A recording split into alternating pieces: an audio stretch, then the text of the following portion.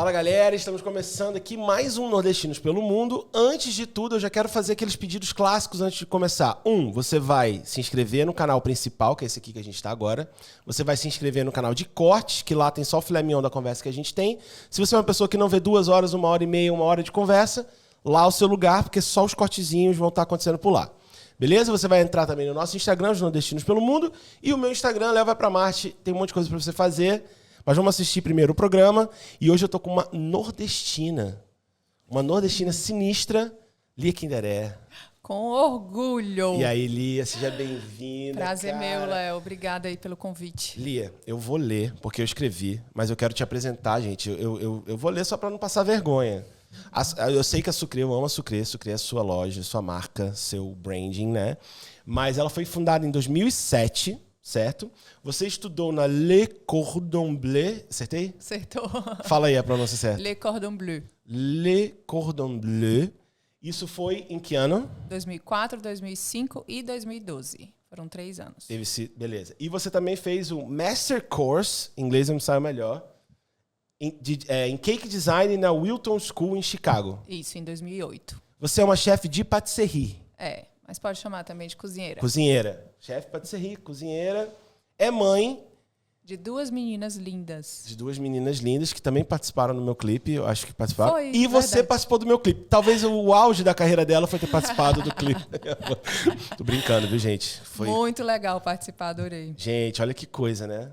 Ó, isso só algumas coisas. Muito premiada, ganhou vários prêmios já, mas são coisas que eu quero falar ao longo da entrevista, mas eu queria que você se apresentasse também, pelo seu ponto de vista.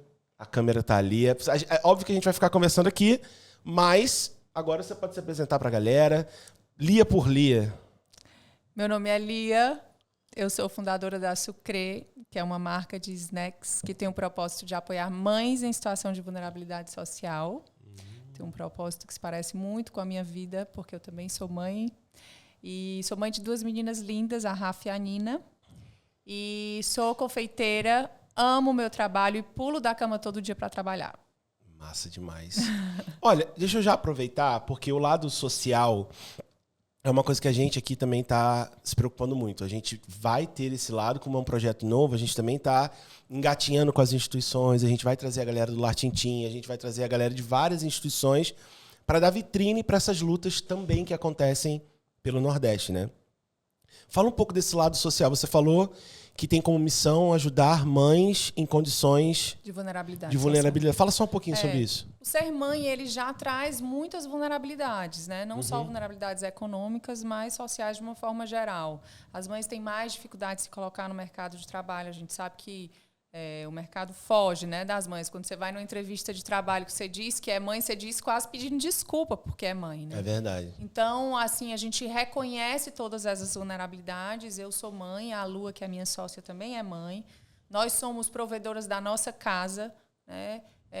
E a gente entende todas essas vulnerabilidades. Então, quando a gente já sabia que a Sucre tinha uma missão muito especial, mas a gente fez uma imersão para descobrir que propósito seria esse, qual seria a virada de chave no propósito, né? Para que a gente pudesse não só trabalhar o propósito, mas a partir do trabalho e dos resultados a gente começar a comunicar.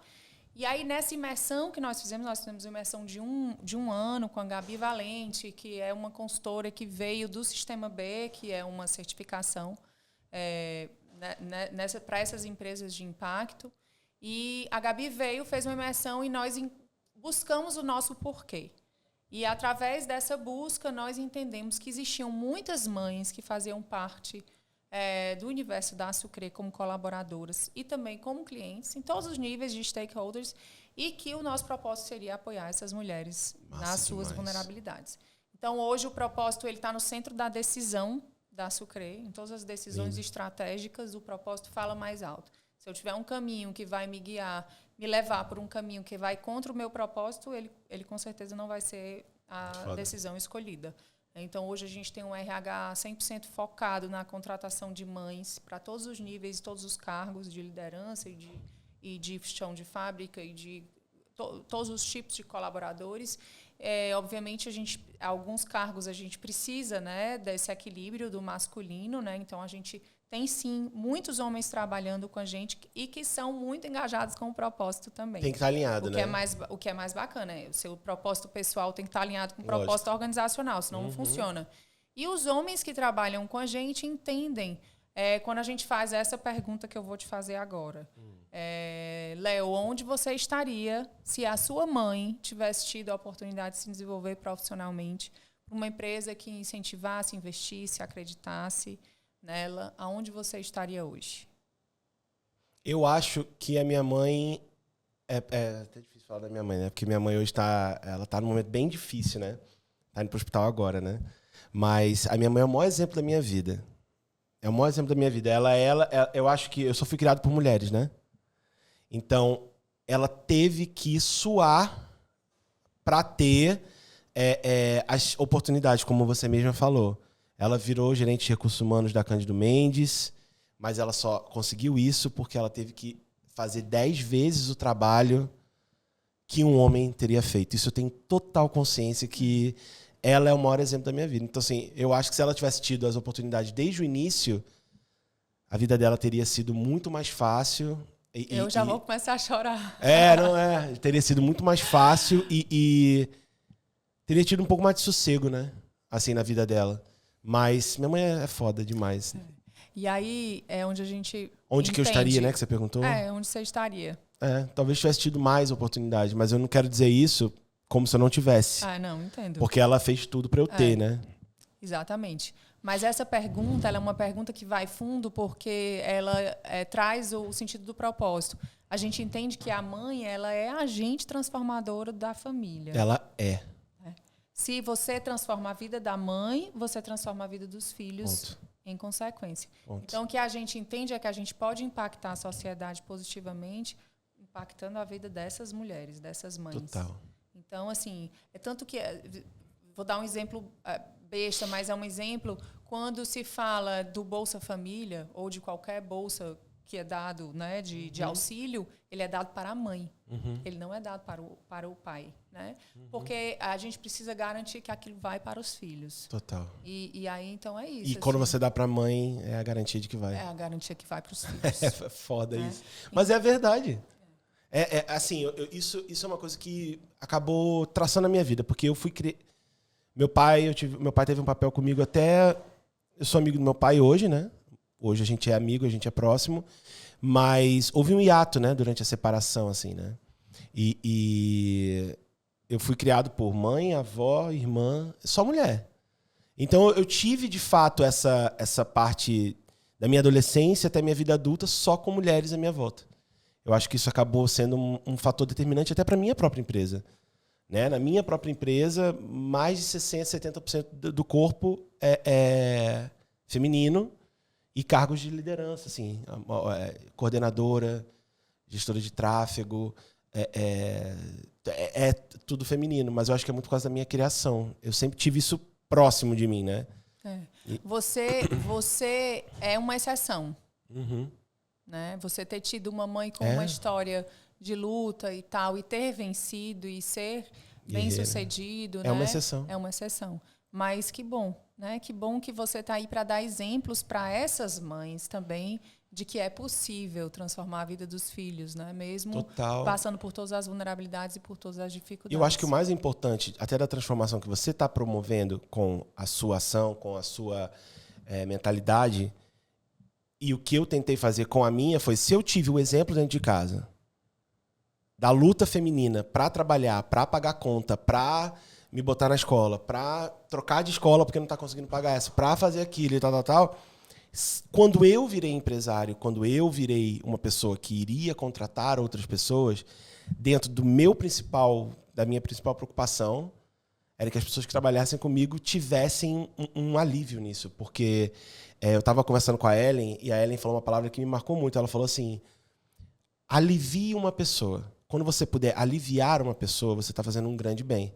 Né? Com empatia, com generosidade, com seja o que for. E quando eu comecei a ser empresário, eu pensei nisso. Cara, a minha vida sempre foi em volta de mulheres da minha família e todas tiveram que ralar muito para conseguir as coisas. Então, quando eu tiver um trabalho, quando eu puder empregar, eu vou tentar aliviar essa situação dentro da minha empresa. Eu acho que se todo mundo tiver um pouquinho disso, que tiver a oportunidade de fazer já é uma grande diferença, né? E tem uma coisa muito importante que falando como empresária, né, falando como alguém que está na liderança, que as pessoas muitas vezes não enxergam o nível de comprometimento e engajamento que essas pessoas que compreendem o propósito e que vivem por aquele propósito têm com a organização. Então, você tem um nível de compromisso e de luta pela marca, luta pelo que se faz, e o entendimento, a compreensão do por que eu estou fazendo isso. Eu não estou fazendo isso porque eu preciso ganhar dinheiro, mas eu estou fazendo isso porque eu posso e eu quero transformar a vida das pessoas. Vem de dentro, né? Até das suas próprias experiências, da sua própria vida, né? Isso. Eu fui chamada de louca por uma pessoa que estava voando do meu lado, eu não o conhecia, mas era uma pessoa, um líder, um empresário, cearense e tal, e ele foi conversando no voo, entendendo o que você faz e tal, e eu fui conversando e ele disse, mas você é louca, quando eu falei do propósito. Aí eu disse, por quê? Porque o varejo corre longe das mães. Elas dão muito trabalho, né? E eu disse assim, pronto, tá aí a razão do meu propósito. Por isso você tem que existir mesmo. Né? E a gente tem diversas, essa da contratação de mães, prioritariamente, ela é só uma ação, né? A gente tem um apoio psicológico, as mães têm atendimento psicológico dentro do horário de trabalho, sem que precise sair dele, né? Individual, semanal. A gente tem uma assessoria jurídica, que é uma advogada que fica à disposição para qualquer lead, qualquer acordo ou qualquer situação que haja necessidade da intervenção de um advogado. Tem um apoio à saúde, tem o incentivo à educação, tem bolsa estudo para essas mães. A gente tem muitas mães que não terminaram nem o ensino fundamental. Então, a gente traz a escola para dentro da empresa para que essas mães tenham a oportunidade de terminar o ensino médio. E se você é louca... Se você é louca por correr, né? Porque o varejo corre das mães. Tem que ter alguém que corre pelas mães, né? É isso aí. Se não tiver, do que adianta? Alguém tem que ter a missão de fazer isso, né? É isso aí. Massa. Pô, parabéns por isso. Porque a nossa conversa começou já pelo lado que eu acho muito importante. A gente quer muito que esse projeto aqui também consiga transformar. Eu acho que como empresária, uma das coisas mais difíceis é você conseguir criar esse mecanismo para poder fazer isso. Porque tem muita gente que quer, mas não tem os mecanismos, né? Sim. Quando você tem os mecanismos, às vezes leva tempo, né? Sua empresa começou em 2007. 15 anos. Então, você possivelmente em 2007 não conseguiria fazer isso que você está fazendo agora. Não, claro que não. Você precisou desse tempo, né? Mas você e visualizar, é uma virada né? de chave que ela não acontece da noite para o dia. Eu não amanheço e digo assim, hoje a minha empresa tem um propósito. Não, ela é um processo que você vive. Com a sua própria transformação pessoal. Né? E isso, sem dúvida, que você aprende a viver. Agora a gente está passando por uma busca de uma certificação, que é o selo B, né? E aí a história de como eu conheci o selo B é super curiosa, porque me fala disso. Eu adoro, quando eu viajo, adoro ir em supermercado. E aí, se você me deixar, eu passo uma tarde inteira no supermercado olhando o rótulo. Massa. E aí eu fui no Whole Foods, nos Estados Unidos, e disse, eu quero ficar aqui, quero mergulhar aqui nesse universo. E comecei a olhar os rótulos. E à medida que eu ia virando os rótulos, eu comecei a ver um B atrás, um selozinho com um B. E eu disse, todos os produtos tinham esse selo. E eu disse, meu Deus, o que é esse selo? Dei um Google. E aí, quando eu vi o que o selo representava, eu disse assim, isso já tem uns 5 anos, mais ou menos. Eu disse, eu quero ser isso aqui. Eu quero que a minha empresa seja isso aqui. Então, a partir dali, me abriu o olhar para entender o que eu queria, aonde eu queria chegar, né? Qual seria a minha estratégia, né, com a Sucre. E aí, a certificação do selo B, ela é um aprendizado. Porque você começa... Para você se certificar, você tem que responder um questionário e você tem que atingir uma nota mínima de 80 pontos. E esse questionário, ele já é uma imersão. Então, quando você começa a responder, você responde sobre comunidade, você responde sobre os trabalhadores, você responde sobre clientes, sobre fornecedores, sobre toda a cadeia de valor que faz parte do seu negócio. Então, quando você vai olhando o que você precisa criar, que não existe, que você precisa criar, e lá mesmo você clica numa meta. Aí você vai traçando todas as metas que você precisa transformar dentro da sua organização. Massa. E aí tem tanto ambiental quanto social. Então é um aprendizado todo dia. Foda demais. Massa. Vamos agora voltar pro início, porque eu fiz um caminho. Como é que surgiu? Porque assim, você é formado em Direito. Isso. Mas a sua formação em Direito veio depois que você já estava estudando, né? Na verdade, eu comecei o Direito muito antes. Quando eu fui fazer vestibular, em 2001, não façam as contas da minha idade, mas em 2001 eu fui fazer vestibular e aí eu não sabia o que fazer, né? A gente tem que decidir muito... Que massa, né? Tem um martelo batendo aqui, né? Faz parte. Se tu quiser, se continuar, alguém vai lá só para dar um toque, né? Mas vai lá, você fez o vestibular Quando eu fui fazer vestibular, eu dizia assim, não sei o que fazer. A minha mãe é artista plástica e o meu pai é empreendedor. Meu pai é industrial hoje, mas começou empreendendo e construiu um negócio, né? E aí a gente... Vai lá, fala lá. Porque pá, aí entra aqui. Eu sei que a gente tá num ambiente de... Mas pode ir lá. Galera, é ao vivo, tá? A gente tá aqui na Florital, nosso querido patrocinador. Eu não estou falando mal de vocês.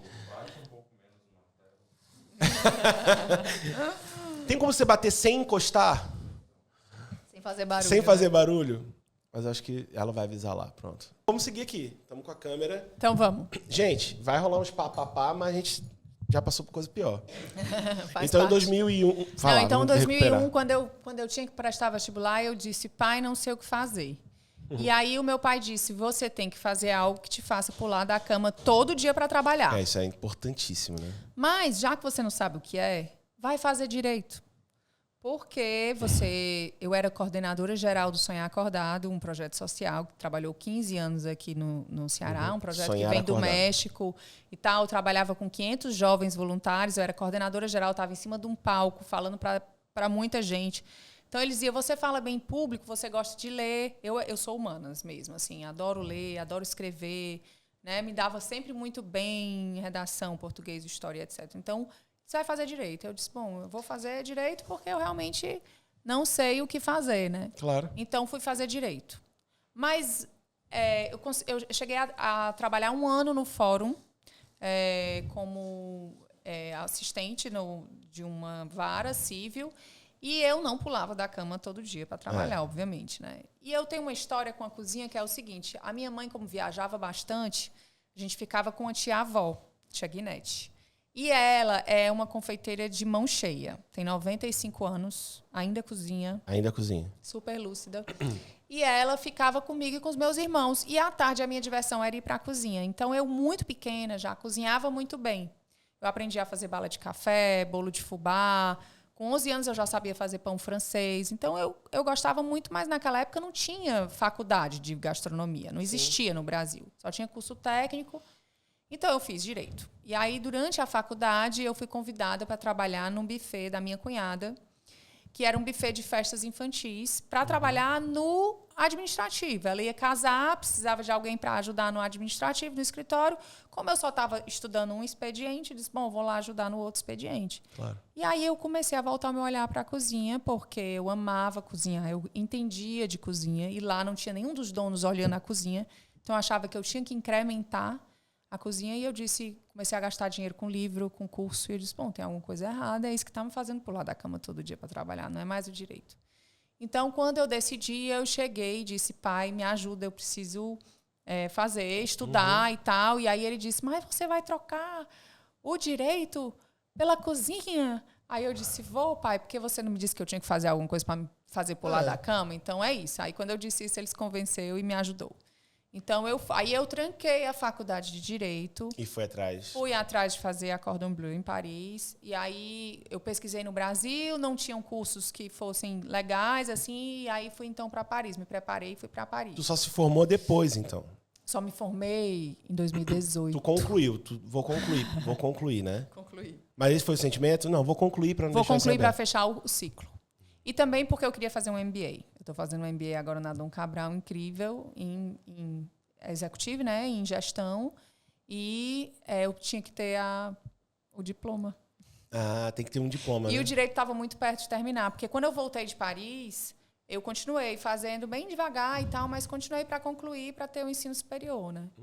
Mas aí, quando eu voltei de Paris, o primeiro ano, porque eu fiz modulado a faculdade, porque é muito cara E eu tinha que trabalhar 1 ano para conseguir voltar e fazer o 2º módulo e depois voltar e fazer o 3º módulo. Então, isso da Le Cordon Bleu. Le Cordon Bleu, é. Quando eu voltei para o Brasil em 2005, depois de ter feito o 1º módulo, eu disse, vou trabalhar agora mais 1 ano para conseguir voltar e fazer o 2º módulo. Então, eu fui... Porque é caro, é esticado, Porque né? é caro, esticado, o custo de vida é alto, né? E aí eu tinha que realmente dar um tempo, trabalhar mais um pouco e tal. Então, eu ia, quando eu voltava, eu continuava o direito devagarzinho. E aí fui. Só que eu apresentei minha monografia em 2011. E eu estava grávida de 8 meses da minha 2ª filha. Uhum. E eu apresentei a monografia e não consegui terminar um estágio. Então, eu fiquei de 2011 a 2018 devendo um estágio. Nossa. Aí eu disse, bom, tá tão perto de eu terminar, eu vou terminar. E aí eu consegui, graças a Deus, concluir em 2018. E colei grau para a alegria do meu pai e da minha mãe. Tem ali o diploma, né? Tenho diploma e posso fazer MBAs, mestrados, né? Posso continuar estudando, que eu acho super importante. E também um dia, sei lá, se eu precisar, né? Tá Não, é conhecimento adquirido aí, né? É isso. Não, assim, e abriu minha cabeça, porque o direito abre muito a cabeça da gente. Tá doido. Somente para quem quer ser empresário, quer empreender, né? São muitos detalhes, né? É, sem dúvida. Não, aí você falou que para a felicidade do seu pai, né? Minha mãe, eu também não tenho. Eu estudava fotografia e do vídeo. Eu tô com 38, quando eu comecei, não tinha uma faculdade dessa parada, assim, de fotografia, por exemplo. Então, fiz muitos cursos, eu me capacitei estudando cursos, né? Aí minha mãe, eu não tiro o diploma, algum diploma, vai fazer isso, sei lá o que, eu nunca tirei. Mas ela sempre falou que eu tinha que fazer jornalismo. Então, para ela, isso aqui que eu tô fazendo é como se fosse para ela o meu diploma, entendeu? Tipo, agora sim você tá fazendo uma coisa que eu sempre achei que você deveria estar fazendo, entendeu? Legal. Mas é porque na minha área essa parte mais de arte, né, filmar, tem muitos cursos, né, que você se especializa, estuda muito, mas faculdade mesmo eu não fiz. Eu tenho curiosidade que com certeza você não sabe sobre mim. Eu fala. já fui fotógrafa. Ah, é? É. Mas trabalhou, ganhou dinheiro com isso? Trabalhei e ganhei dinheiro com isso. Cheguei a fazer outdoor. Era fotografia publicitária. É mesmo? E Que massa. eu fazia muito retrato e também fotografia publicitária.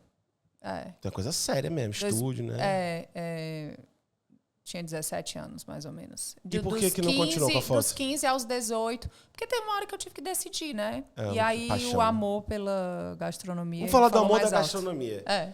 Me fala dessa parte da França, assim. Porque você falou que dividiu em 3 módulos. Isso. E Começou foi em 2005. importante dividir em 3 módulos, porque cada vez que eu voltava mais madura.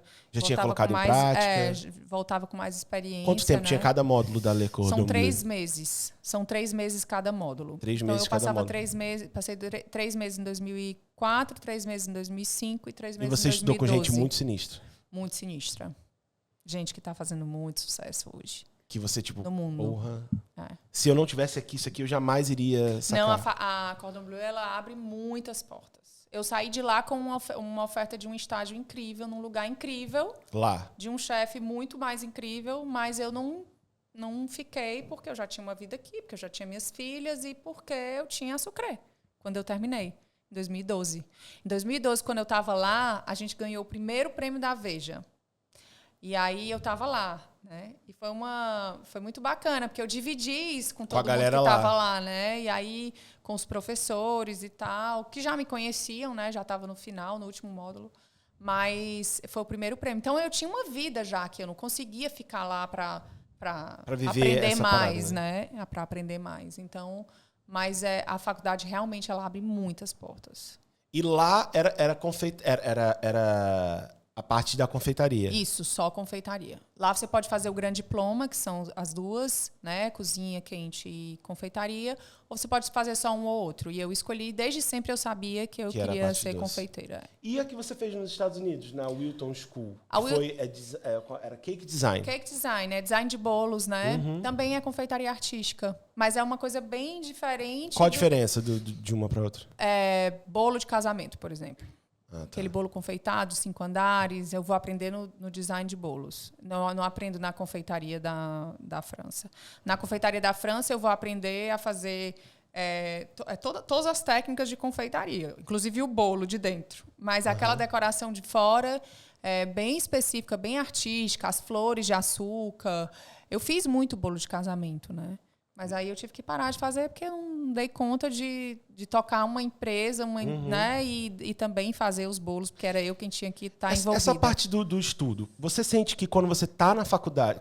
É faculdade que se fala? É, faculdade. Lá na Le Cordon Bleu. Eu vou falar direito até o final dessa entrevista. Le Cordon Bleu. Isso. Existe uma competitividade quando você está estudando? Tipo, você fica olhando os estudantes meio que um olhando, competindo com o outro em busca de estágio, em busca de oportunidade? Ou tá todo mundo... Vamos estudar, gente, vamos evoluir, ou tem já aquela competitividade? Não, tem uma competitividade, mas é uma competitividade saudável, tá? Até porque você termina, e quando você termina, você é premiada. 1, 2 e 3. Primeiro, segundo, terceiro lugar, com as notas mais altas, né? Então, existe uma competitividade... Já de cara por causa disso daí, né? Isso. Mas é uma competitividade realmente saudável. As pessoas que estão ali são pessoas do mundo inteiro, né? Não tem nenhum francês. Nossa. É uma curiosidade. Nem professor? Os professores são todos franceses. São todos franceses, né? Os professores são todos franceses. Mas os alunos, todos vêm de fora. Nossa, deve ser muito legal isso. Então, tinha todas as nacionalidades. Normalmente, os japoneses, eles são destaque. Normalmente, eles são muito focados, e eles conseguem reproduzir todas as receitas, todas as técnicas com perfeição, né? Mas a gente tem... Hoje eu vejo...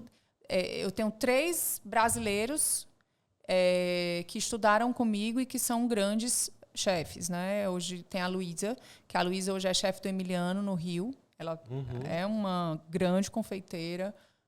E tem o Tomás, que ele hoje é um dos principais chefes confeiteiros do Pierre Hermé, que é na França, que é uma grande indústria hoje, né, de confeitaria. Então, assim, tem a Tejasvi, que é uma indiana, que hoje faz programa de televisão, que também é muito amiga minha, que veio para cá, para Fortaleza, viveu a experiência do Brasil. E aí é isso, assim, as pessoas... É uma base muito forte, muito importante. Por que eu fiz essa pergunta para você? Eu, como eu gosto de comida, eu não sei cozinhar, tá? Eu vou até falar que eu fiz um miojo para vir para cá hoje. Eu tô falando isso olha que sacanagem que eu tô falando. Desculpa, mas é verdade. Mas o que eu tô querendo te dizer? A minha esposa cozinha, né? Mas eu sou fã de programa de gastronomia. Só que tem uma coisa que me incomoda muito nos programas de gastronomia, tirando esse último da Globo, que foi o... Como é que é o nome dele, gente? Chefe... Hã? Não, aquele é maravilhoso. Chefe super simpático. Eu conheci ele até em Carazinho de Amontada. Que tem o parceiro dele. Ih, eu tô parecendo aquele cara. Quase o Batista e o Claude Tragou. Batista e o Claude. O Claude é o chefe e o Batista é o chefe assistente. Sous-chefe dele. Sous-chefe. O Batista e o Claude. Eu conheci o Claude em Carazinho de Amontada, na Vila Manga. Gente boa demais. Mas... Por que eu tô falando? O programa dele é o único assim que eu vejo que trata a gastronomia sem agressividade. Eu comecei a sentir um ambiente quase agressivo nos programas e isso me incomoda tanto, porque assim, eu vejo a gastronomia como arte, tá? Como uma forma de arte. Você pegar a quantidade certa do sal, a quantidade certa do sei lá o quê, do doce, bababá, misturar, e tem a parte do design, da apresentação. Não é só a comida. É uma química. Uma química completa de vários elementos. E quando você vai para um programa, aí eu apresento a minha química para você, e você faz assim, bagunça, e fala, você nunca vai ser um chefe, que prato ridículo, seu ridículo. Isso me incomoda. É você pegar uma coisa que envolve amor, paixão, e tratar com agressividade. Me incomoda. Eu gosto porque eu gosto de ver as comidas. Então, Claude, parabéns. Seu programa eu acho sensacional porque não tem isso. Mas também existe no lado da patisserie, no lado do doce, assim. Em vários programas de doce, onde a arrogância e a prepotência envolve a coisa. Eu não gosto disso. Nem eu. Você também não. Porque assim, eu. Você sente essa pegada dentro dos estudos, tipo, isso acontece dentro esse clima, por exemplo, tem aquela coisa de que quando você está na cozinha, o chefe é grosseiro, grita e dá a ordem, um ambiente quase hostil. Né? Isso é real também na parte do doce ou do patisserie? Vamos lá. Na minha cozinha, não. Na sua cozinha, não. Amém. Tá. Mas existe sim. Eu levei muito grito dos chefes na França. Levei muitos gritos. E você era obrigada a... Mas, assim, eu vou falar, eu era obrigada a obedecer, né? Porque, enfim, eu estava numa posição de aprendizado. Eu agradeço por todas as formas duras com as que eu fui tratada, não que eu acho que essa seja a solução, mas porque elas me fizeram chegar muito mais longe. Né? Me esforçar muito mais. Eu nunca abaixei a cabeça. Embora um dia eu tenha literalmente abaixado a cabeça e chorado, assim. Porque foi uma besteira que eu fiz. Eu saí de uma bancada pegando uma faca, e eu peguei pelo cabo, e eu virei para outra bancada que estava atrás de mim com a faca levantada. E apontando a faca. E o chefe vinha rápido. Porque na cozinha a gente corre, né? A gente corre dentro da cozinha. A gente anda rápido, a gente, né, tem muita... Podia ter furado ele, né? Eu podia ter matado ele. Então, assim, foi uma besteira que eu fiz sem intenção, mas que eu nunca mais na vida puxei uma faca sem botar a ponta para baixo. Mas você acha que se tivesse sido no amor, você poderia ter feito de novo? Talvez, mas não ficou tão gravado, porque nessa hora eu baixei e chorei. Ele foi tão ríspido que eu baixei a cabeça e chorei. Né? Mas ele foi ríspido porque ele tomou um susto. Né? Eu podia ter matado ele. Ele vinha de uma vez. Então, assim, enfim, eu acho que de tudo a gente tira uma lição. Na minha cozinha não tem esse tipo de tratamento. Né? Assim, todo mundo, e inclusive na minha gestão como um todo, eu acho que liderança ela nunca pode ser imposta. Ela sempre tem que ser ensinada. Né? Assim, tudo que eu gostaria que as pessoas que trabalham comigo aprendessem, eu mostro de uma forma que eles queiram aprender, né? E de uma forma delicada. Assim, eu não tenho esse perfil de ser mais duro, mas eu acho que nas cozinhas existe sim. É porque eu acho, assim, vendo de fora, é a única decepção que eu tenho com a gastronomia. Porque eu não sei se é por causa da minha forma de gestão, de que eu acho que você não precisa gritar para ter razão ou para educar alguém. Você pode fazer isso de uma forma eu também acho. Mais assertiva. E eu vejo que os programas incentivam. Eles são mais... Eu acho que é um pouco mais de cena, sabe? Do que propriamente refletir o que as cozinhas têm. Eu acho que é muito cena também, assim, é um pouco de cena, porque isso gera um bafafá, porque isso vai gerar porque você não acha que às vezes passa culturalmente de que a cozinha é aquilo, que vende a ideia de que a cozinha é aquilo? Eu acho que pode passar assim, né? Eu acho que pode passar assim. Mas eu acho que tem grandes cozinheiros que trabalham de forma muito tranquila e que são grandes líderes e por isso que eu gosto do clube. E isso eu acho que tem em todo o ambiente, todo setor tem isso, né? Tem ambientes de empresas grandes que também são muito hostis, né? Mas eu acho que está cada vez mais deixando de existir. Eu acho que as pessoas têm se... Eu até estava lendo um livro que chama Paradigmas Psicológicos, né? Que ele divide as empresas por cor. E ele fala que tem as empresas vermelhas, que são as empresas assim, bem top-down, né? De como a liderança age, de que eu mando e você obedece e tal. Tem as laranjas, que já são meio termo, né? Assim, de empresas que já compreendem essa mudança. E tem as verdes, que são empresas totalmente bottom-up, né? Que vem de baixo para cima, que as pessoas têm mais autonomia. Esse é o estilo de gestão e é o modelo que a gente busca na Sucre. Amém. Continue, porque eu fico espantado. Tipo, é que nem programa de música. Você nunca será uma cantora. Você nunca servirá um prato desse em nenhum restaurante. Eu acho que você não pode falar nunca para alguém que você nunca, né? É muito forte, né? É muito forte, é muito pesado, né? Mas, enfim, outra coisa que eu quero saber de você. E aí é massa. Duas perguntas linkadas. Você tem a Sucre... E você também, a Sucre, está indo foi para os supermercados. Tem produtos de supermercado. Isso teve a ver com a pandemia? Não. Ou isso foi uma coisa pré-pandemia? Isso foi bem pré-pandemia. Bem pré-pandemia. Foi. Mas veio a calhar, né? Assim, quando foi veio. Super importante. Porque deve ter ajudado. Como é que foi a Sucre na época da pandemia? Assim, o que aconteceu? Foi muito difícil. Eu sei que foi difícil para muita gente, mas quando você tem uma empresa muito grande, com muita gente, e a pandemia bate.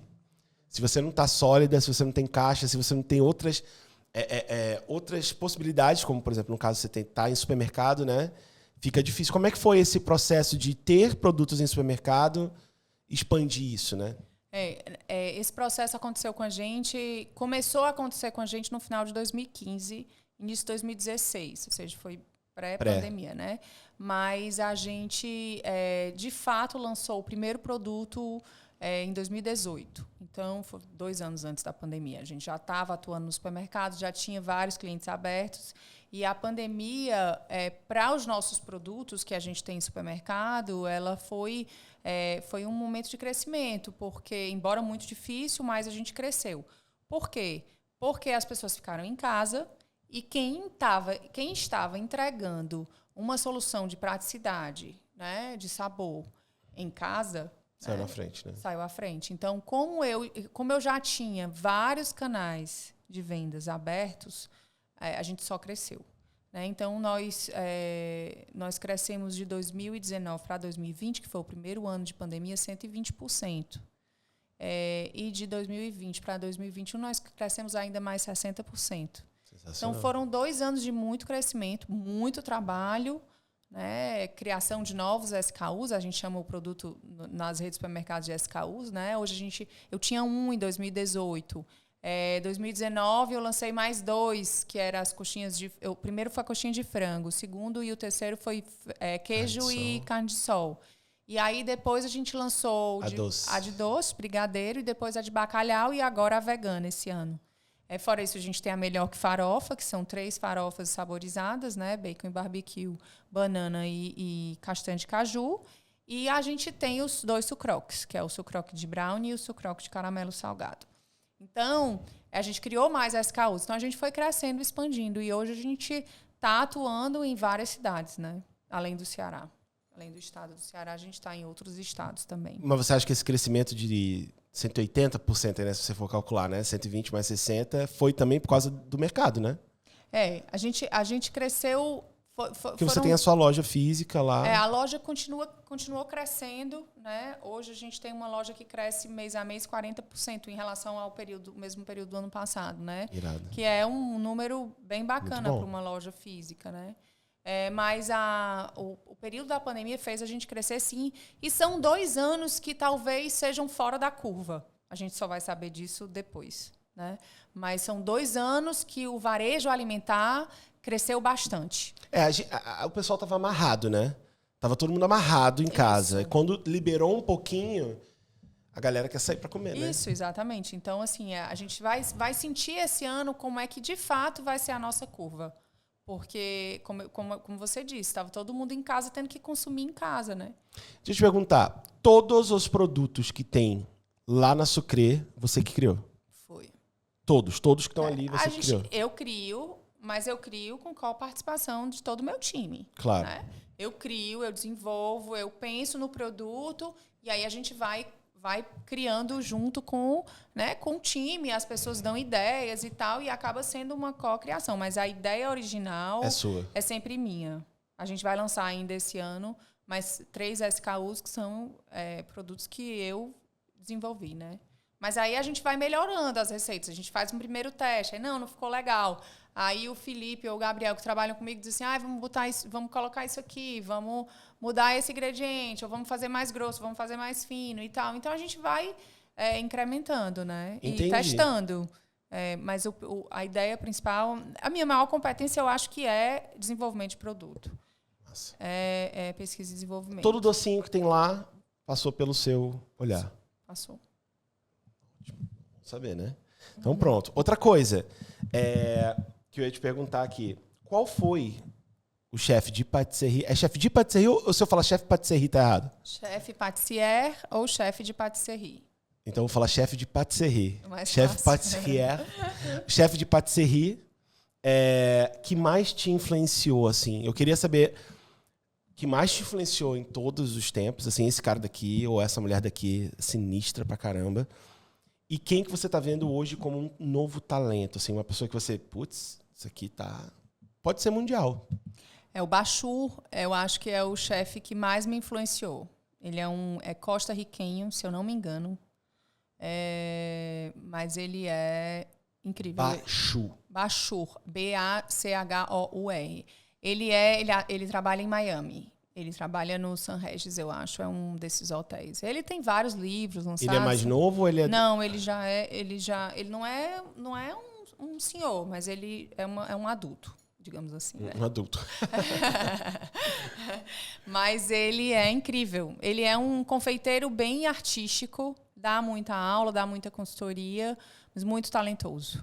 Com certeza foi a minha referência de confeitaria a vida toda. Hoje eu estou com um olhar bem voltado para o negócio, né? Para a indústria. Então, assim, eu tenho olhado muito para de que forma a gente consegue trazer essa confeitaria e essas técnicas e esses produtos para dentro do que a gente está fazendo hoje, né? Que é se disponibilizando a estar à disposição do cliente em várias regiões. Então, eu tenho voltado muito a olhar para isso. Assim, tenho estudado muito gestão, né? Porque hoje eu exerço o papel de CEO, então eu estou à frente das estratégias, né? E aí acabo que eu divido o tempo assim, com o desenvolvimento, né? Eu não estou dentro da produção todo dia. Como funciona o seu time? Assim, porque assim, você tem vários setores, né? Isso. Como é o seu time? Desde o time de criação, aquela galera que bota a mão na massa ali, que inventa os produtos com você e que está ali todo dia fazendo os docinhos.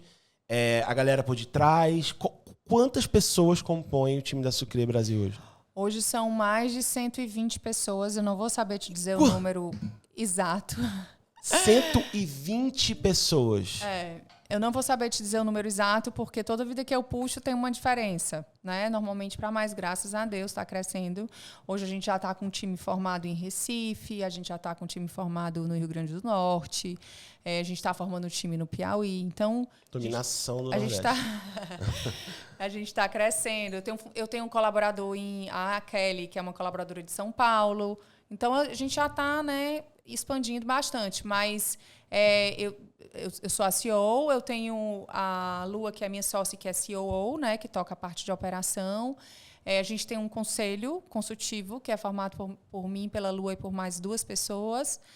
A gente tem gerente financeiro e tem os coordenadores de produção, de marketing, de trade, de comercial, logística, suprimentos, né? E depois dos coordenadores a gente tem os analistas e depois tem a equipe de produção, os assistentes, tem o time de promotores que atuam nas lojas dos supermercados, que faz parte da equipe do comercial, tem os executivos de venda, tem todo o time de qualidade. Eu tenho um setor de qualidade, tenho uma engenheira de alimentos e tenho um engenheiro de produção e tem a logística com a expedição. Então, são todas as áreas que precisam compor uma indústria, né? Rapaz, 120 pessoas. É muita gente. Você dorme tranquila, em paz, tá tudo certo? Às vezes. Porque eu imagino que deva ter muito bucho também, né? Não, mas assim, eu esqueci de dizer, tem a pessoa de gente de gestão, né? People. Então, assim, essa pessoa é uma pessoa que é muito importante, assim, ela tem que estar conectada com tudo que a gente tem de estratégia, né? Hoje, se você pensar em estratégia, você tem que envolver a pessoa de gente de gestão na estratégia, porque nossa estratégia, principalmente, que é uma estratégia de propósito, né, de transformação, né, de impacto social. Então, assim, a gente divide muito digamos assim, essas atribuições, né, essas obrigações e essas responsabilidades. Mas, claro, empreender é muito difícil. É muito difícil. Muito difícil. Tem noites que eu não consigo dormir. Essa semana, por exemplo, teve uma noite que eu acordei 4 horas da manhã com uma ligação da empresa de segurança. Invadiram? Não invadiram, mas tocou um alarme e eles tentaram... Tem uma lista de telefones que eles ligam se tocar um alarme e tal, e chegou no meu número. E aí eu acordei e eu não consegui mais dormir, porque eu fiquei pensando em todas as coisas que eu tinha para fazer e eu não conseguia fazer acordou, dentro... Eu também sou assim, você aí, acordou... Pronto. Aí a minha cabeça fica girando de tudo que eu preciso no outro dia resolver e como é que eu vou encaixar isso, como é que eu vou encaixar aquilo. E assim, não tem hora, né? A gente trabalha dormindo. Empreendedor é isso. Eu não consigo sair de lá, desligar Você e sonha embora. com o trabalho? Sonho. Você sonha que você está fazendo a reunião no dia seguinte? Acontece muito comigo. As coisas que eu tenho que resolver, eu sonhei o que eu tenho que resolver. Eu sonho muito com ideias. Sonho muito com ideias. Mas é melhor. A Luana, minha sócia, ela tem uns sonhos bem engraçados, porque ela sonha e às vezes o sonho dela acontece ipsilíteres do que ela sonhou. É meio louco, assim, meio surreal. Outro dia ela disse assim, ela acordou e disse assim, eu sonhei que tu tinha fechado um pedido de tantos reais. Aí eu disse, quem dera eu fechasse esse pedido de tantos reais hoje. A gente fechou o pedido na mesma semana. Olha aí. E aí, quando eu cheguei para ela, eu disse assim, Mãe de nada. Lua, fechei o pedido, é um pedido novo e tal, desse cliente. Aí eu mandei para ela, e ela, o meu sonho era exatamente o mesmo valor que ela tinha sonhado. Eu disse, tenha sempre sonhos bons. Premonição total. Vamos falar de um setor que eu gosto muito, né? Eu sou do marketing, né? Eu venho da foto, do vídeo, do marketing, tenho uma agência. Como é a tua relação com o marketing? Como é que você se comporta? Porque assim, eu olhando de fora, eu vi que você já teve momentos mais dentro do YouTube, né? Que você já teve momentos de criação. É porque eu acompanho muitas pessoas da patisserie, da gastronomia pelo YouTube. Eu sei que é um grande mercado, que é uma grande frente, né? Mas você tem 120 colaboradores aí, então eu fico imaginando que não deve ser fácil. Eu acho que eu me considero uma marqueteira, né?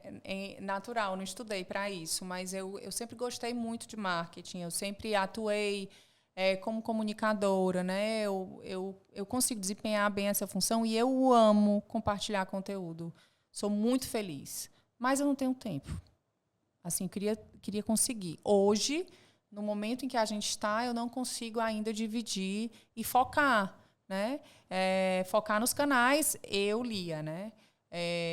Mas eu sei que é importante e procuro estar sempre presente, mas eu não consigo viver só para isso. Você né? acha que hoje a Sucre gira em torno 100% da tua imagem ou você já conseguiu desvencilhar um pouquinho? Não, hoje a Sucre é maior do que a Lia. Você conseguiu Sem fazer dúvida. isso, que é o sonho, né? Sem dúvida. Não, e a gente fez esse caminho mesmo. A Sucre, no começo, ela era Sucre por Lia Kinderé. Eu lembro disso. Então, assinava, né? E aí, quando a gente entendeu que a Sucre tinha que crescer mais do que a Lia, a gente tirou o Lia Kinderé e disse, vamos trabalhar o branding só da marca, né? Hoje a marca assina com o selo do propósito, que é Nós Apoiamos Mães. Então, assim, a gente entendeu e hoje ela é muito maior do que eu. Né? Então foi um movimento pensado, né? Tipo, foi. Porque se fosse Sucre por Lia Kinderé ainda, a tua imagem, você tem que estar ali, faça chuva, faça sol, né? Não, e outra, é impossível, né? Quando você vai crescendo, no nível que foi crescendo, é impossível que você tenha essa presença, que eu seja onipresente. Como é que eu vou ser onipresente e como é que eu vou trabalhar a estratégia de crescimento da empresa, né? Não tem. E hoje eu entendo a minha importância dentro da estratégia de crescimento. A gente quer crescer e expandir para todo o Brasil e, quem sabe, para o exterior, né? Exportando e tal. Então, se eu quero trabalhar dessa forma, eu tenho que me focar no que vai me fazer chegar lá. Embora eu saiba e entenda a importância da personificação das marcas, que as marcas precisam cada vez mais estarem linkadas, né, a um personagem, a uma figura, mas tem como trabalhar paralelo, tem né? como trabalhar paralelo. Mas você sem que eu tenha um canal no YouTube que vai ter 1 milhão de seguidores, né? Mas você pensa nisso? Em voltar a ter, tipo, porque eu sei, eu tava olhando seu YouTube, você estava fazendo uns vídeos de receita, mostrando as coisas, tá bem bacana, bem feito. Você pensa em voltar a ter um projeto da aula, curso online, esse tipo de coisa, ou você não tem essa ambição? Porque várias pessoas da patisserie fazem isso, né, online, né? Eu tenho hoje um módulo de confeitaria que está na plataforma da Educar, né, que é uma plataforma de ensino, e ele está lá. Eu criei esse conteúdo, ele está lá sendo comercializado, né? Então, tem 10 aulas de confeitaria básica, que são bem focadas na minha faculdade, ou seja, são aulas inspiradas nas aulas que eu recebi na Cordon Bleu. Tenho, e está lá sendo comercializado. Mas, assim, hoje eu não vejo, dentro da minha perspectiva, hoje, a curto prazo, tá? Tempo para que eu me dedique. Porque, assim, eu não sei fazer nada meia boca. Eu me frustro se eu fizer uma coisa que eu achar que não está... no padrão. 100%. Então, por exemplo, o YouTube eu disse, eu faço, mas eu faço se tiver uma produção muito legal. Se for um vídeo caseiro, eu não faço. Então, no YouTube você não vai ver, talvez tenha lá atrás, mas você não vai ver vídeo caseiro. Você vê vídeo com produção, né? Então, assim, eu não faço se for para fazer de qualquer jeito. Agora Até eu tô o penando momento da carreira, né? Agora eu tô penando um pouquinho no TikTok. E aí Shorts, TikTok. é legal dizer, assim, o TikTok, eu entendi a importância, né, de estar presente. Aí eu disse, gente, eu recebi alguns estudos, né, sobre o crescimento do TikTok no mundo e tal. Hoje o TikTok é o canal que mais vende A no gente mundo. tá lá. Né? E aí eu disse, eu não tô no TikTok, sou ninguém no TikTok, eu tenho que criar uma conta minha no TikTok. Logo, né? E aí eu criei, e aí, inclusive, se vocês puderem me seguir, porque eu só tenho 4 seguidores no TikTok. Eu não só vou seguir, como eu vou marcar aqui. E aí o que acontece no TikTok, eu ainda não produzi nenhum conteúdo para o TikTok. Eu tô usando conteúdos que eu já tenho produzidos, né? E aí aí eu contei para as minhas filhas, a gente estava comendo uma pizza, eu disse assim, não conto. Abri uma conta pra mim no TikTok. Aí elas, não, mamãe, não acredito. Acredito que agora vai ficar vendo minhas coisas. Ai, meu Deus, não dá nem isso. É porque elas não acreditaram que eu tava no TikTok, né? Ai, mamãe, não acredito. Deixa eu ver os vídeos que tu postou. Pelo amor de Deus, o mico. Elas são uma grande consultora, com certeza. Aí eu mostrei, aí a Nina, que é a minha filha mais nova, disse assim, mamãe, esses vídeos aí são para adultos, tem que criar conteúdo para criança e adolescente, tá? Porque no TikTok a gente tem mais criança e adolescente. Eu disse, você tem toda a razão, meu amor. E na verdade, sabe qual é o grande lance do TikTok? A gente tá lá, os nordestinos, né? A gente tem os nordestinos no TikTok há um mês, cravado. A gente já tá com 2.300 e tantos seguidores. Olha que loucura. Legal. De um mês. Ninguém que tá aqui me conhece. Não faz parte do meu ciclo Instagram. Uhum. A gente abriu, tinha 28 pessoas que seguiam do ciclo Instagram. Aí viralizamos um vídeo. Entrou 1.000 pessoas. Viralizou outro, entrou 500, viralizou. A gente tá com 3 vídeos aqui com mais de 200 mil visualizações. Massa. Com cortes disso aqui, tá? Ou seja, um corte desse nosso vídeo aqui que a gente fala sobre alguma coisa pode viralizar lá. Não é só para adolescente e criança. Por exemplo, cortes de videocast no TikTok é altíssimo o engajamento. Legal, sabe? Altíssimo. Então, por exemplo, a gente vai gravar aqui, aí compartilha um junto no TikTok. Se um viraliza, eu fiz um com o Valmir Lins. O Valmir Lins deu 100, já está em 211 mil visualizações, um corte da Juliette do Big Brother. Legal. Porque a Juliette foi na casa dele. Aí eu falei, cara, como é que a Juliette foi parar na tua banheira? Aí ele, rapaz, a Juliette isso, a Juliette aquilo, que sei lá o que, tal. Peguei esse corte, 1 minuto, botei no TikTok. Porque, olha, eu vou dizer uma coisa. Se tem uma comunidade de fãs que eu aprendi a respeitar, é a comunidade de fãs da Juliette.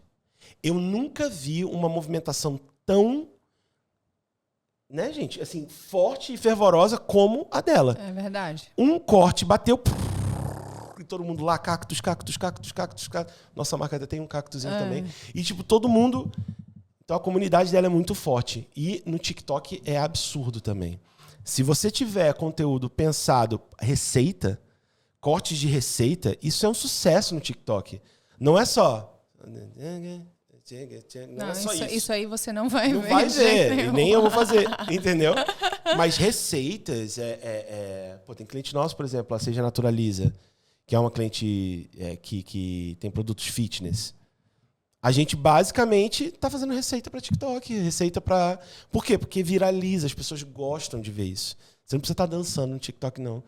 E é o momento, o TikTok está no momento que o Instagram estava nos áureos tempos. Que é o quê? Eu estou entregando você. Se o teu conteúdo for bom, eu vou te entregar.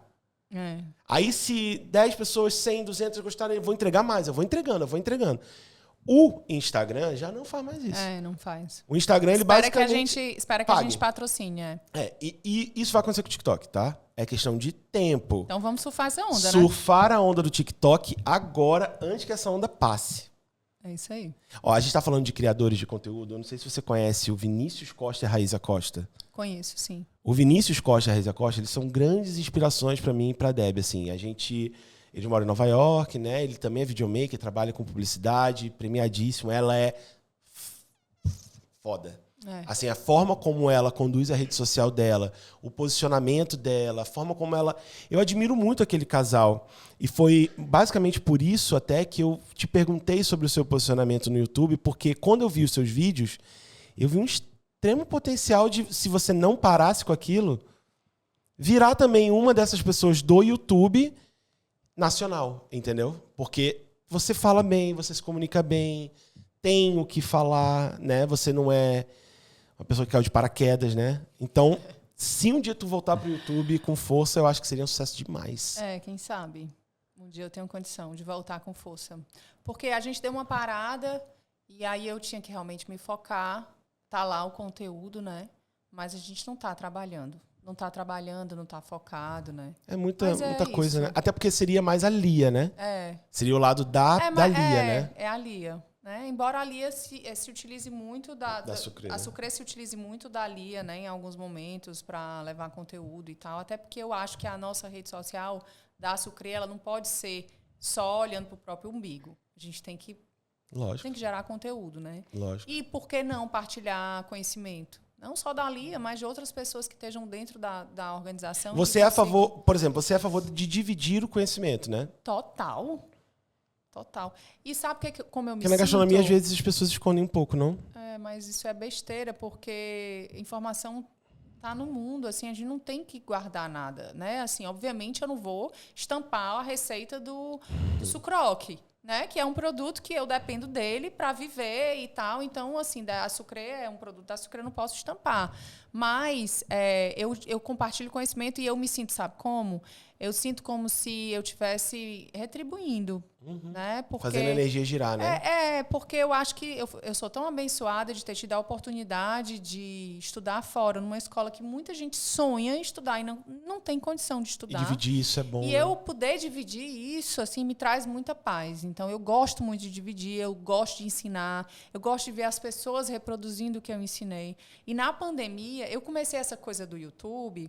Porque na pandemia, como eu fiquei muito em casa, e eu fiquei home office, a gente trabalhou muito, mas eu trabalhei muito de casa. Então, você ganha muito tempo. Você não está indo para academia, você não está tendo outros afazeres saindo. Então, você fica em casa muito focado, né? Então, eu trabalhei muito e eu disse, gente, eu preciso fazer com que as pessoas tenham as pessoas que me seguem têm uma forma de se entreter. Eu percebi o movimento das pessoas me pedindo receitas. Ele me ensina a fazer isso, por favor. Pelo WhatsApp mesmo, as pessoas me ensinam a fazer isso, eu preciso fazer isso hoje aqui em casa. Mas por que não criar dentro do Instagram? Tanto é que se você for ver os meus vídeos do IGTV, eu comecei a fazer em casa na pandemia. Eu vi. Então, é isso. Eu gosto de compartilhar. Me sinto bem. Deixa eu fazer uma pergunta aqui hipotética. Primeiro, você iria, antes de ser a Lia, da Sucre, premiada e tal, você participaria de um desses programas de... Só se fosse para ser júri. Para ser júri você iria, mas para apresentar, não? Para apresentar, para participar, para participar, você não iria? Não iria. Por quê? Porque eu acredito... Não é o que eu busco, né? Eu não busco ficar famosa. Eu acho que muita gente busca como uma oportunidade de ficar... De vitrine, né? E não julgo. Acho que faz parte, né? Faz parte. Não é o que eu busco, nunca foi o que eu busquei. Eu sempre busquei fazer um trabalho bem feito e ser reconhecida pelo trabalho que eu faço, né?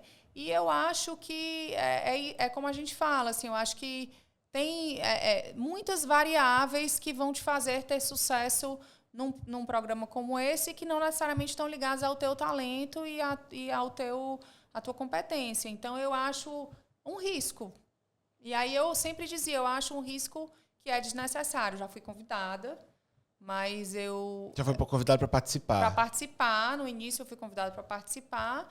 E aí eu disse, não, eu não tenho interesse de ir. É um risco mesmo, né? Porque a pessoa pode não gostar e te queimar ali, né? E não vai dizer de quem você é. Não diz de quem você é. Um programa que vai gravar 1 a 2 horas por dia ali durante uma semana ou um mês, não vai definir quem você é. Não. Então, pode ser um impulso para você ser alguém grande, né? Como a gente conhece várias histórias. A Elisa, por exemplo, que ganhou o MasterChef, tem um restaurante hoje, né? Um bar super legal de vinhos em São Paulo e tal, faz sucesso. Ela é muito boa, né? É uma grande chefe, mas ela é uma exceção. O Morrinde também, que hoje tem um canal no YouTube super forte e tal, também foi do MasterChef. Foi, inclusive, com a Elisa. E a Elisa ganhou, ele não ganhou, mas ele, a partir disso, fez um grande sucesso. Morhindi. Ele tem ele é youtuber, ele tem um canal bem forte no Morhindi? YouTube. Morhindi. Não, Mohamed não. É o né? Mohamed, mas o nome do programa é Morhindi, né? Do canal é Morhindi, né? O Mohamed, ele era uma figura, né? Ele é uma figura, né? Ele é um comunicador. E hoje ele... E ele se garantiu, ele abriu um canal massa, O canal dele é maravilhoso, né? Um dos maiores canais de... É referência, inclusive, pra mim. Quando, às vezes, eu quero ver uma receita diferente e tal, eu vou lá. Né? Entendeu? Então, assim, ele... Funciona para algumas pessoas e para outras talvez nem tanto, né? É um risco, né? É um risco. Você tem que saber se você quer ou não passar por isso. Agora, hipoteticamente... Depende do que você tem a perder. O que você tem a perder? Se não tiver nada a perder, vai. Né? Porque você pode não se dar bem, mas você pode se dar muito bem. Levanta e vai de novo. Agora, mas se você como tem eu tinha uma empresa... E eu tinha um nome, e eu tinha um trabalho já reconhecido. Eu ganhei dar uma queimada grande, eu ganhei o primeiro prêmio em 2012, que foi o da Veja. Em 2013, eu ganhei o prêmio de melhor chefe de confeitaria do Brasil, pela Prazeres da Mesa. Em 2015, eu repeti esse prêmio. Em 2015, ganhei melhor doceria do Brasil pela Gula. Em 2017, eu fui reconhecida como a 6ª mulher mais influente do mundo, chefe. 6ª mulher chefe mais influente do mundo pela Pastry Revolution. Então, eu tinha um caminho que eu tinha construído. Aí tu senta lá, o cara fala... Aí pronto, aí detona o meu trabalho de todos os anos que eu construí, né? Não vale a pena. É isso que eu não entendo. Às vezes eu fico meio doido com isso daí. Porque às vezes aquela pessoa que tá ali, ela tem uma baita de uma história, o cara dá uma amassada assim num negócio, meio como se fosse cocô, né? E, cara, mas calma. Tem bagagem por detrás, né? É isso aí. Tem uma história de vida, de luta. Pro teu gosto, pode não ter sido o teu esquema, mas calma, né? Naquele dia. Inclusive, tu pode estar num dia ruim. Pressão da TV. Eu já errei muito dentro da cozinha, assim. Já errei receitas que não dão certo até hoje. Eu assim faço. Que é, uai. E assim que vai, assim você vai testando, vai tentando e vai acertando. E agora, hipoteticamente, se você fosse participar de um programa desse e se tivesse que apresentar um doce, qual seria o doce que você apresentaria num programa de... Aqui, ó. Esse aqui, meu amigo, eu quero ver tu falar mal disso aqui. Eu fiz, vai. Sucroque. A melhor coisa que eu já fiz. E se fizesse cara feia, era pra sair no tapa mesmo. Você é louco, né? E se for salgado, eu diria que é a coxinha. Né? Eu acho assim que o sucesso deles nas redes de supermercados, ela reflete realmente o trabalho que a gente desenvolveu ao longo dos anos. Assim. Tem muitas receitas muito elaboradas que a gente tem na Sucrê, mas que são receitas que não tiveram a escala, né, que tem esses produtos. Então, assim, o sucroque hoje, para mim, e obviamente, se você incrementar ele com uma sobremesa, colocar com sorvete, ou você colocar... Outro dia eu fiz lá em casa um jantar, sexta-feira agora eu fiz um jantar de comemoração do Dia das Mães, né, e aí eu coloquei no fundo um caramelo salgado muito gostoso também, que a gente faz. Coloquei o sorvete de leite e em cima eu coloquei o sucroque de caramelo e flor de sal. E ficou uma sobremesa incrível. Deu fome, ó.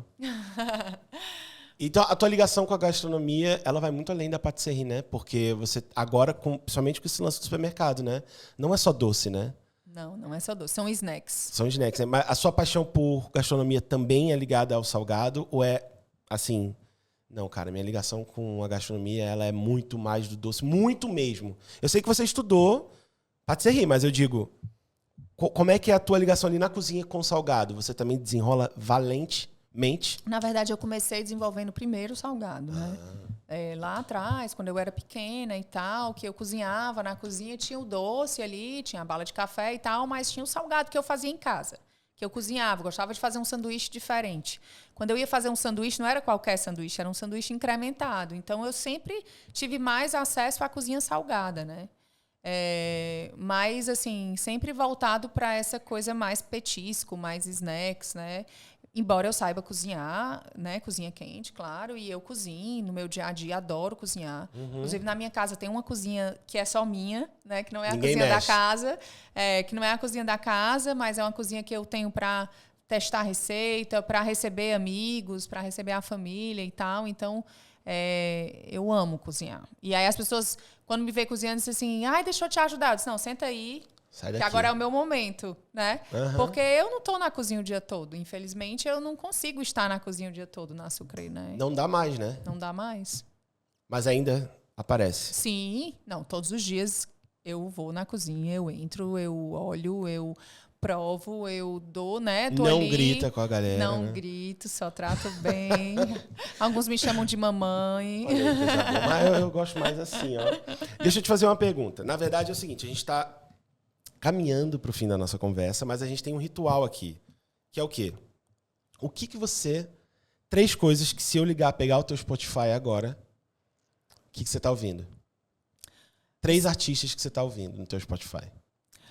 Meu Spotify, ele é bem eclético, tá? Mas os meus... normalmente, quando eu tô dentro do carro, eu escuto louvor. Louvor. Né? Então, eu tenho Colo de Deus, Tiziana de Paula, que são os meus 2, né, preferidos.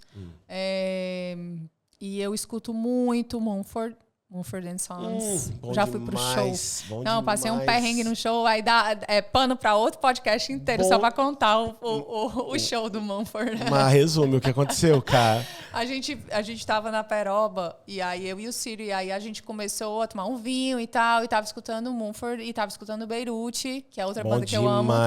E aí a gente tava escutando, e aí ele disse assim, olha, só nós dois, tomando vinho e tal. Ele disse, olha aí quando é que tem o próximo show do Mumford e onde é. Aí eu disse, vai ter um festival de rock, vai ter o Mumford, vai ter o Beirute junto. Nossa. E vai ter Florence and the Machine. Aí eu Nossa, disse assim, melhor ainda. Aí eu disse, gente, eu quero, vamos nesse lugar. Aí ele disse assim, onde é? Eu disse, não, é no interior da Bélgica. Eu disse, Ciro, tem um voo direto, Fortaleza, Amsterdã. De Amsterdã a gente pega um trem e vai bater na Bélgica. Muito fácil, vamos. Mas a gente acha que tá pagando a viagem toda só naquele momento, né? E só para comprar a passagem. Compramos a passagem lá, onde a gente estava. E aí a gente foi. E aí o nome do festival, que a gente lia lá, era um festival de rock, né, que eles chamam rock, mas ia ter essas bandas que a gente ama, chamava Wichitier Festival. Eles vão pro Wichitier Festival e tal. E aí a gente chegou na Bélgica, em Bruxelas, e aí eu perguntei pro cara do hotel, né, como é que a gente faz para voltar dessa cidade? Porque para ir a gente tinha trem, mas como era de madrugada, eu não sabia como a gente voltava. Aí ele disse assim, não, você pede um Uber. E aí tá certo, a gente chegou no festival meio-dia. Todas as mulheres de biquíni, calor enorme, e eu passando calor, porque não fui preparada, né? E aí, mas o show foi incrível. O show do Mumford foi o último. Terminou 2h da manhã, a gente voltou para a cidade, porque era tipo um Rock in Rio, que é num campo afastado, né? A gente voltou para essa cidade e começou a procurar um Uber. E não tinha Uber a Uber não atuava naquela região. E não tinha táxi. E não tinha trem. Foi maravilhosa. Pega um Uber. E aí a gente ficou a gente dormiu na estação de trem, os dois, esperando das 5h da manhã para poder voltar. O trem ainda atrasou. E no final de tudo isso, só para resumir, o show foi incrível, foi tudo maravilhoso, mas a gente chegou numa outra cidade no outro dia, sentou num bar, numa cervejaria, de frente para uma mestre cervejeira, e aí ela perguntou, vocês são de onde? Do Brasil? O que vocês estão fazendo aqui? Não, a gente veio para o Wichitier Festival. Ela, hã? Para o Wichitier Festival. Ela, que festival é esse? Eu disse, não, festival de rock, tocou Mumford, tocou Beirute. Ela disse, não, eu só escutei o Weather Festival. Aí a gente começou a rir. O nome do festival não era Wichitier. A gente passou, 3 meses chamando de Wichitier. E vocês estavam com o festival errado, né? A gente estava com o nome do festival errado. Mas foi bom demais, né? Foi incrível. Mumford, adoro essa banda. É isso. E aí, então, essas então, são as bandas. Tu viu Florence, Beirute e Mumford. Meu irmão, num dia só. Isso é o ápice do mundo indie, né? O indie rock eu amo indie. Eu tenho uma história também, eu fui pra Chamonix. Legal. Que é lá no interior da França, né? Tipo, nos Alpes. A gente tava em Paris, aí não, a gente vai pra Chamonix só pra ver o show da banda que a gente queria ver. Que era o Tudor Cinema Club, que é uma banda que a gente ama, Tudor Cinema Club. Bem a vibe do Claudinho na guitarra. Aí, cara, fomos pra Suíça, da Suíça, pegamos o trem, sei lá o quê, chegamos na cidade. Valeu a pena, porque a cidade é maravilhosa. Cara, vamos ver o show. Vai ser o show. Na madrugada do show, teve uma nevasca, um negócio absurdo, caiu o palco, não teve show. Ai, meu Deus do céu. Simples assim. A gente pegou a viagem todinha, vamos. Chegou lá pra ver a banda dos nossos sonhos. E não teve. Nevasca, os caras foram esquiar. A banda foi esquiar. Ai, eu entrei nos stories dos caras. Já que a gig caiu, é hora de esquiar. Os caras esquiando. Velho. Se fosse o Dave Grohl do Foo Fighters, ele tinha alugado a praça central do... E tinha feito um show lá. O Dave Grohl ia fazer isso. O cara foi esquiar, deu a mínima pros fãs. E era uma cidadezinha que cabia 1.000 pessoas só, cara. Bem pequeno, né? Mas, enfim. Outra coisa pra acabar. já sei o que você está ouvindo. E eu preciso que você indique. Porque aqui a gente tem o convidado indica. O próximo convidado sempre indica 3 pessoas. A gente quer dar voz para nordestinas e nordestinos massa. Pessoas que têm algo a dizer. Não precisa ser famoso, não precisa ser... Tem algo a dizer. Cara, essa pessoa é incrível e eu acho que você deveria bater um papo com ela. Então, assim, a gente pede para cada entrevistado indicar 3. Você já foi indicado aqui pela galera. Então, assim, legal. Você vai olhar para a câmera da verdade e vai falar: fulaninha de tal, você tem que vir aqui no Nordestino, porque você tem uma história na... 3 pessoas pra gente bater esse convite. Eu vou indicar o Ciro Tomás. Ciro Tomás. Que não é porque é meu namorado, mas porque ele é incrível. É um nordestino muito foda e que faz um trabalho muito a favor do Nordeste. Ele é publicitário, redator e hoje é CEO do Sistema Jangadeiro. Tome. Pois vamos marcar. E tem a audiência mais alta do SBT, né? E já foi presidente do SBT Nordeste, faz um trabalho bem legal a favor do Nordeste. Tô ligando, viu? Próximo. Georgia Santiago, que é da minha área. A G é uma chefe incrível. E hoje tem o Moatuá, que é um bar de vinhos orgânicos e ela cozinha muito. E já esteve pelo mundo, né? Foi chefe de partir de um dos grandes restaurantes da atualidade, que está entre os 25 melhores restaurantes do mundo. Agora? Hoje ela está aqui, voltou. Só ligar, então. Então vou ligar. Só ligar. WhatsApp chegando. E a terceira pessoa...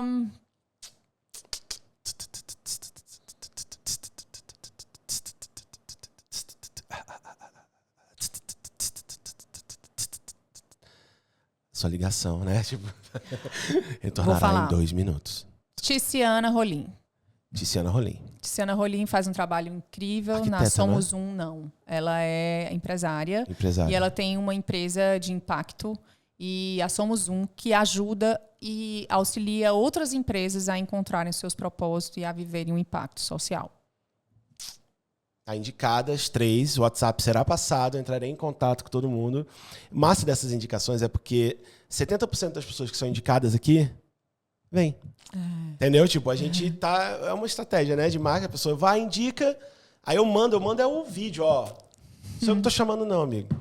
Foi indicado aqui no programa e tá dando super certo. Legal. Mia, queria dizer que eu acho você foda, mesmo assim, muito sinistra, um baita exemplo de empreendedorismo, de marketing, de como criar uma marca que tem camadas, assim, né? Eu sou do marketing, estudo brand, então a gente reconhece marcas que têm propósito, que quando você entra na loja, você sente o cheiro, você entra na loja, você sente a energia, quando você pega o produto, você sente o design do produto. Então, assim, tudo que você faz há bastante tempo, né? Quando o mato era alto, já era nessa energia. Eu já admirava, já achava muito bacana. A ideia de te chamar pro clipe foi minha, eu queria que você tivesse. Aí eu conheço, é amigo. Pô, vamos nessa. Um beijo então, pro Claudinho. Claudinho Brown, Claudinho, saudade, cara. Te quero bem, viu? Então, assim, eu queria agradecer muito por você estar aqui. Te admiro muito. Se você tiver algo a dizer, se você quiser deixar algum recado. E muito obrigado por ter sido o nosso 8º tijolo. Viu? Eu vou te dizer isso. A gente está fazendo uma ação que eu tô só descobrindo quem é que vai fazer. A gente está montando 10 tijolos, de verdade, tijolinho mesmo, sabe? Não desse tamanho, por favor. Eu vou te dar um pedaço de gigante, assim. Mas a gente está fazendo 10 tijolos para botar no nosso escritório. Legal. Para botar na parede. Cada um desses tijolos tem a nossa marquinha, né? Cacto. E o nome da pessoa que foram os 10 primeiros participantes, entendeu? Legal, quero agradecer. Você vai estar lá. Agradecer o carinho, agradecer o convite, dizer que eu estou muito feliz de participar. Nossa. Eu acho que a gente é um povo muito incrível, nordestino, né? Um povo muito batalhador e que tem uma história de vida aí de também muitas vulnerabilidades, né? E fazer um trabalho em prol disso é ainda mais vindo de alguém que não é nordestino. Carioca, Cearoca. Então, assim, ainda mais incrível, né? Ver a dedicação para esse trabalho e mostrar a força do Nordeste e do que a gente é capaz de fazer, né? É isso. É o que eu digo. Tudo que eu conquistei na minha vida foi no Nordeste. Então, assim, eu não tinha como ter um projeto autoral que não fosse retribuir. Eu casei aqui, minha empresa é aqui, os meus melhores amigos. Óbvio que eu tenho grandes amigos no Rio, mas assim, tudo que eu conquistei veio do Nordeste, né? Então, é só um devolver, né? Dar vitrine mesmo para todo mundo que tem história para contar, tipo você, né? Muito legal. E eu adorei saber mais a fundo, né? E essa parte social, quando a gente começar, eu vou pedir ajuda, eu vou falar. Pode contar. Eu tenho total consciência de que pedir ajuda para coisas sociais e para isso é básico. Eu peço mesmo, eu não tenho a menor vergonha. A gente está criando aqui uma rede de instituições em Fortaleza primeiro, depois para o interior, depois para Recife, depois para Natal, depois tudo isso para que o nosso programa seja uma via de doação, de suporte, porque por enquanto é o que eu posso, né? Um dia essa marca crescendo, a gente consegue atuar efetivamente, né? Então, quando estiver chegando mais perto, eu vou pedir ajuda mesmo. Pode pedir. Estamos à disposição. Muito Tamo obrigada. Junto e mais tarde eu vou comprar a minha coxinha de frango. Viu? Que bom. Tamo junto, Lia. Muito obrigada. Obrigado. Obrigada a você. E, gente, foda demais, incrível. Lia Kinderé. E, você vai entrar no Instagram dela também, você vai entrar no Instagram da Sucre, vai entrar no YouTube dela. Já ela volta a fazer mais conteúdo por lá. Mas você também vai se inscrever no canal de cortes, você vai se inscrever no canal oficial. E os bastidores dessa parada aqui tá no meu YouTube, certo? Léo vai pra Marte, os bastidores, o vlog, a gente tá começando a botar os bastidores lá agora. Tem muita coisa pra você fazer depois daqui. Beleza? Tamo junto. Esse foi o nosso 8º tijolo colocado aqui nos Nordestinos do Mundo. E é nóis. Até a próxima.